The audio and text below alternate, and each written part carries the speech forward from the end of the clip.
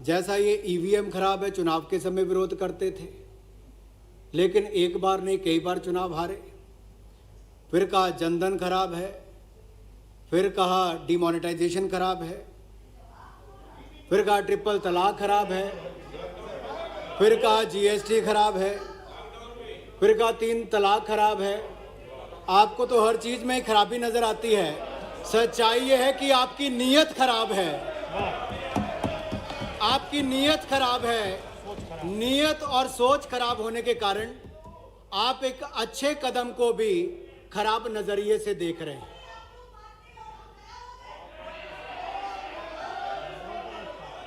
और अध्यक्ष जी, PM cares खराब क्यों है? क्या गलती है? एक नहीं कई बार आप हाई कोर्ट से सुप्रीम कोर्ट गए कई विषयों को लेकर, लेकिन अंत में उसका नतीजा क्या निकला? हाई कोर्ट या सुप्रीम कोर्ट ने हर कदम पर हर कोर्ट ने पीएम केयर्स के हक में अपना निर्णय दिया, इनके हित में नहीं दिया है। आखिर क्या क्या चुनौतियां दी इन्होंने तो इसको सेटअप करने के लिए कि आपने बनाया ही गलत है, आपने उसको चुनौती दी, सुप्रीम कोर्ट ने आपके उसको खारिज कर दिया और संवैधानिक रूप से उसको वैध बताया गया। यही नहीं सर, ये अप्रैल महीने में चले गए थे सर, मार्च में बना, अप्रैल महीने में उसके विरोध में चले गए। देश कोरोना महामारी से लड़ने के लिए तैयारी कर रहा था, प्रधानमंत्री जी कदम उठा रहे थे, लेकिन ये उस समय भी राजनीति कर रहे थे, विपक्ष का काम कर रहे थे ये। और जून 2020 में सर इन्होंने उसको कहा कि इसको आरटीआई के अंतर्गत देना चाहिए, उसको भी कोर्ट ने खारिज कर दिया, दिल्ली हाई कोर्ट ये लोग है। उसके बाद इन्होंने कहा कि सारे पैसे नेशनल डिजास्टर रिलीफ फंड में ट्रांसफर करने चाहिए। कोर्ट ने उसमें डिटेल जजमेंट दी है कि नेशनल डिजास्टर रिलीफ फंड में राज्य और केंद्र का पैसा जाता है और इस पे पीएम केयर्स फंड में कंसोलिडेटेड फंड का कोई पैसा नहीं जाता, कोई बजटरी सपोर्ट नहीं जाती। ये स्वैच्छिक निधि से जो लोग जनता पैसा देती है वो पैसा इसमें आता, केंद्र सरकार को कोई पैसा इसमें नहीं गया है। हम सांसदों ने पैसा दिया होगा, गरीब से गरीब व्यक्ति ने पैसा दिया। सर मुझे दुख इस बात का होता है कि गरीब से गरीब व्यक्ति ने तो इसमें अपना योगदान दिया, लेकिन कुछ लोग यहां पर ऐसे हैं कि उनकी अच्छी सोच पर भी प्रश्न चिन्ह खड़ा करते हैं। ये केवल नरेंद्र मोदी जी की सोच पर या प्रधानमंत्री की सोच पर प्रश्न खड़ा नहीं करते, ये हिंदुस्तान के 138 करोड़ की जनता की सोच पर प्रश्न चिन्ह खड़ा कर रहे हैं। किन लोगों ने योगदान दिया, मैं कुछ कहना चाहता हूं सर इस पर। सर उत्तर प्रदेश के प्रयागराज की 9 साल की अनुष्का और 6 साल के युवराज ने अपनी गुल्लक तोड़कर 700 रुपए में से 300 रुपए इसके लिए योगदान दिया है सर, बच्चों ने दिया है सर। अगला कानपुर के किदवई नगर में बच्चों ने मजदूरों के लिए जो गुल्लक तोड़कर सर 5,855 रुपए पीएम केयर्स फंड के लिए दिए सर। उत्तर प्रदेश के मिर्जापुर की सर 10 साल की बेटी सुहानी ने 4,091 रुपए पीएम केयर फंड के लिए दिए सर। बीड़ की रहने वाली एक रिटायर्ड टीचर ने 5 लाख रुपए पीएम केयर फंड में दिया सर। सुनो भाई, क्या दिक्कत है? सर अगर योगदान देने वालों के लिए भी सर, जिन बच्चों ने अपनी गुल्लक तोड़कर पैसा दिया उनका नाम सुनने के लिए भी राजी नहीं है, तो शर्म आनी चाहिए सर इस सोच के ऊपर। सर उत्तराखंड की अगस्त मुनि 80 साल की वीरांगना सर दर्शना देवी जी सर 10 किलोमीटर पैदल चलकर बैंक आई और अपने जीवन भर की पेंशन 2 लाख रुपया पीएम केयर्स में देती सर, 2 लाख रुपया सर। दिल्ली के जयप्रकाश नगर के 82 वर्ष के महेंद्र सिंह सर 1 लाख रुपया पीएम केयर्स फंड के लिए दे दिया सर। उत्तराखंड के गौचर के 60 साल की देवकी भंडारी ने सर 10 लाख रुपया पीएम केयर।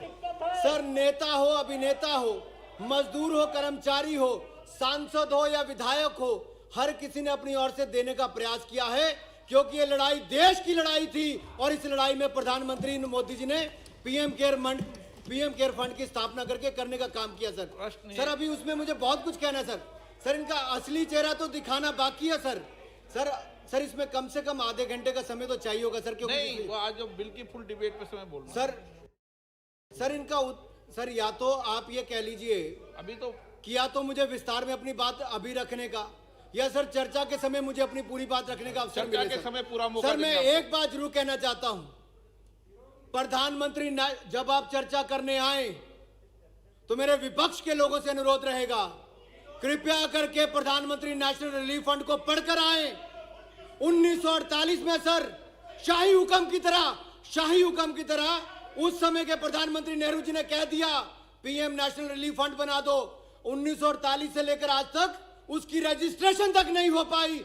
यहां सर 48 तक उसकी रजिस्ट्रेशन आज तक नहीं हो पाई।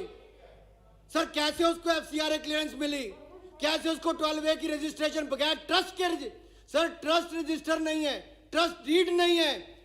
आपने सेक्शन 12A में कैसे उसको रजिस्टर किया, एटीजी की आपने एग्जम्पशन उसको कैसे दी, एफसीआरए की क्लियरेंस आपने उसको कैसे दी। मैं पूछना चाहता हूं आप लोगों से, हमने यहां पर पीएम केयर्स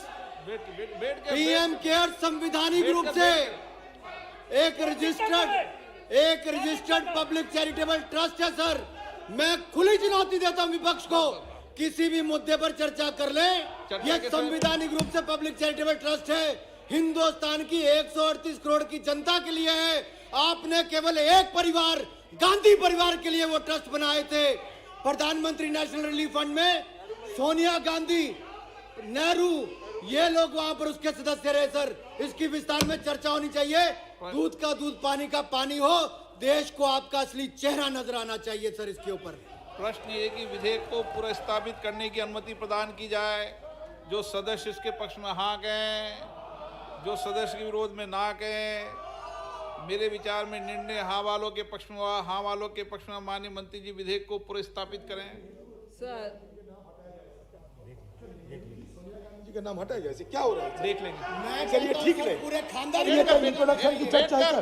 बैठ कर सर ये क्या इंट्रोडक्शन की चर्चा है? आप बताओ। हम लोग कुछ नहीं कहा। चीनी कंपनियों ने ये पीएम केयर्स फंड में चीनी कंपनियों, टिकटॉक की तरह चीनी कंपनियों इतना 500 करोड़ रुपया कैसे दिया सर? एक के बाद एक चीनी कंपनियां पीएम केयर्स फंड में डोनेशन कैसे किया, इसका भी जांच होना चाहिए। ठीक, नेहरू गांधी परिवार का पूरे का नाम लेना चाहिए।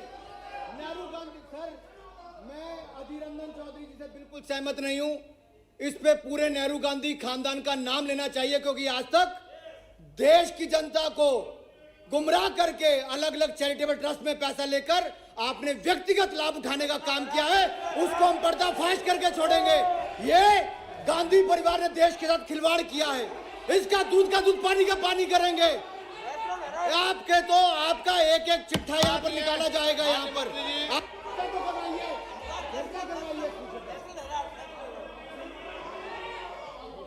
माननीय मंत्री जी मूव करें आप।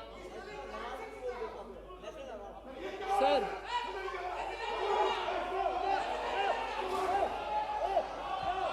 अरे अभी पूरे खानदान का अरे नाम बैठ के लेंगे उस पे। बैठ के